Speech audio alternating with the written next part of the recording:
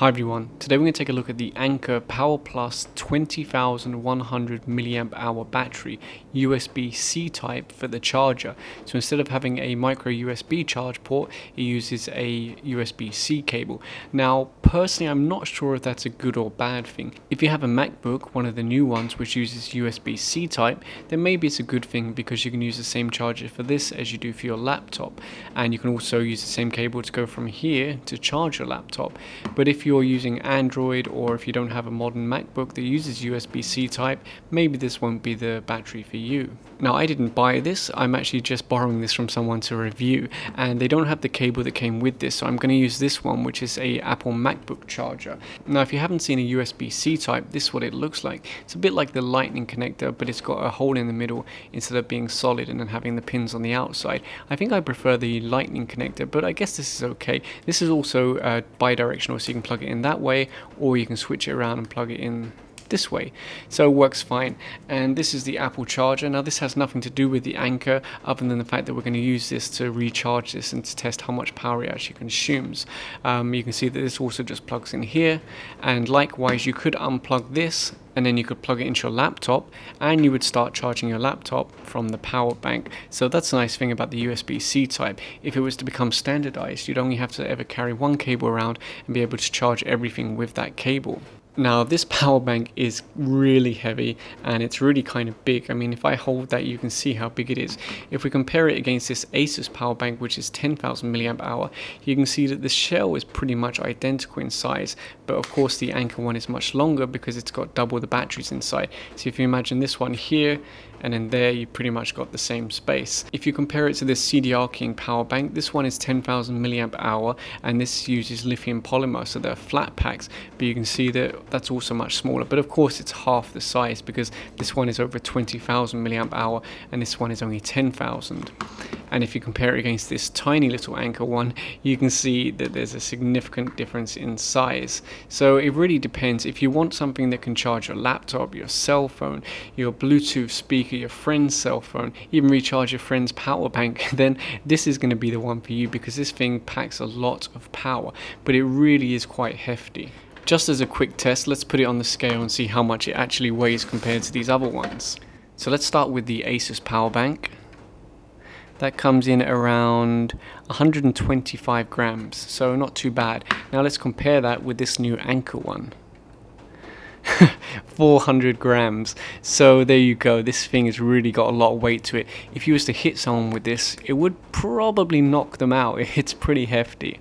Now aside from the fact that this uses the USB-C type for charging, there's nothing that unusual about this. It's got the power meter on the top, which is quite nice looking. Each LED represents how much battery is left, and they've got quite a lot of increments on there, so you can get a good idea of how much power you've actually got left in the battery. On the output, they've got their Power IQ technology, which features things like voltage boost and other, little tricks and tweaks that they've done just to really maximize how fast your cell phone or your tablet or other devices charge. So there is a lot of smart technology that goes into the Anker power banks, but there's nothing that unusual about this apart from the fact that it's very heavy and it uses the USB-C type and it really packs a lot of power. Now as always, I want to verify if this really does have 20,000 mAh worth of power inside, because you never know, they could have used cheap batteries.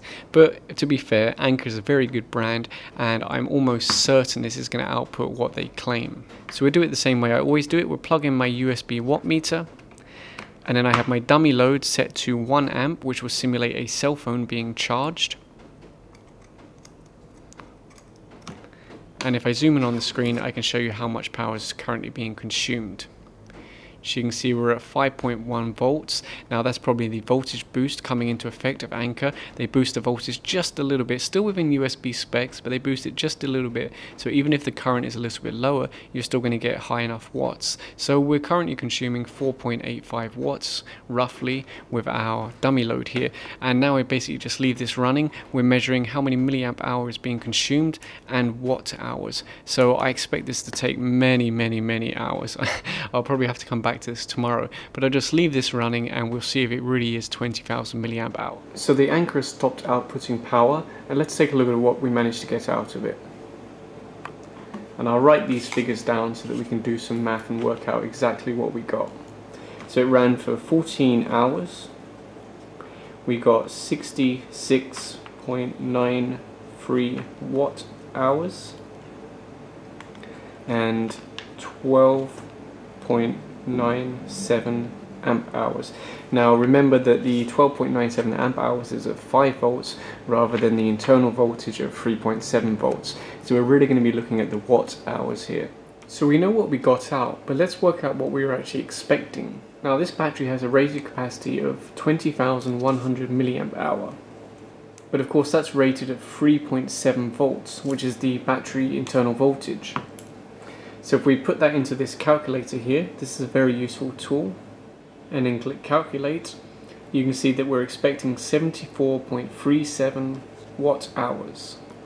Now the reason why we have to convert it to watt hours is that when we're consuming the power, we're taking it out at a USB voltage of 5 volts, whereas the internal battery is 3.7 volts. So what we got out was 66 watt hours, and we're expecting 74 watt hours. So we're basically 10% under the rated output, and that's okay because there are some losses going from the internal battery to increasing the voltage up to 5 volts for the USB ports. So that pretty much says that this is a genuine 20,100 milliamp hour battery, and I wouldn't expect any less from Anker. 10% losses is pretty much standard for genuine battery banks. So now let's see how fast we can actually charge this thing. If we look at the ratings on the bottom, let me zoom in. So you can see on the input we've got a rating of 5 volt 2.4 amp, and on the output 5 volt 6 amp. The reason you can get 6 amp out is because you can actually use the 2 USB ports to charge your devices, or you can use this USBC port, or you can use them all at the same time. So that's how you can manage to actually pull 6 amp out of this thing. But charging should be 2.4 amp. Now we're going to charge it with this Apple charger meant for a Macbook, and let's have a look at the ratings on this. You can see that it can charge at 14.5 volts 2 amp, or it can charge at 5.2 volts at 2.4 amp. So this should be more than enough to put the full charge that this can handle into the power bank. Now unfortunately I don't have any way to connect this USB-C charge cable up to my watt meter, my USB watt meter, so instead we're just going to use this AC watt meter. So I'll plug one end into the Apple charger and then the other end into the power bank. And then let's have a look at what the watt meter picks up. So at the moment it's not actually charging it at all. Okay, there we go, it's beginning. So around 13 to 14 watts. So at 13 to 14 watts we're getting what we expected, at least 5.2 volts at 2.4 amp. Maybe a little bit of waste going from AC to DC since we're measuring on the AC side. But yeah, it's pretty much what you would expect. It is meeting its charging input, but of course at that rate it is going to take a long time to charge. So I would still prefer a power bank which has quick charge, Qualcomm quick charge 2.0 or 3.0, because that would charge a little bit faster. But this is still a reasonable speed. So overall I'd say this Anker power bank is pretty good. It does match its specifications on the capacity, the input charge, the output, so pretty much everything works as expected. And apart from the fact that it's very heavy and very large, there's no complaints, but of course it does have to be very large and very heavy to store that much power, because you're going to be able to power a lot of devices with this and recharge a lot of devices. So if you want something smaller, then you can buy something like this, very tiny power bank from Anker, also just one battery cell inside, but of course you're only going to be able to charge your phone like half or one time with this. If you want something that can charge a lot of devices and you're willing to carry around extra weight, then get something like this. And because it's an Anker brand name, you get 18 months warranty, and even after that they're pretty good at, you know, working out any problems that you may have. So yeah, if you enjoyed this video, please give it a thumbs up and subscribe. Thanks for watching.